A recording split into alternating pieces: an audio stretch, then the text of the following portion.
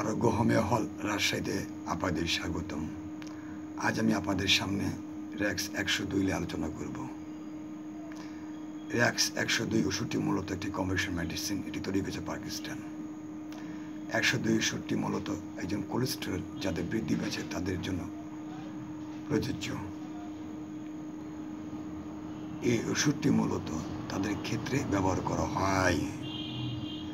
যেমন র্যাক্সের 102 এর রোগীগুলো সাধারণত হার্টের ভারী বোধ, শয়নের সময় ব্যথা করবে। কোনো রোগী যদি হার্ট খুব ভারী হয়ে যায়, রাত্রে শোয়ার সময় যদি ব্যথা করে, তার সঙ্গে উচ্চ রক্তচাপ, উচ্চ মাত্রায় জ্বর, এটা কিডনিকে প্রভাবিত করতে পারে। এক্ষেত্রে র্যাক্স 102 অত্যন্ত কার্যকর মেডিসিন।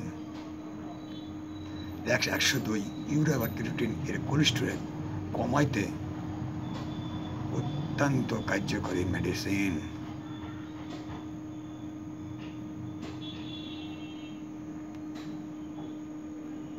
র্যাক্স সেবন বিধি 102।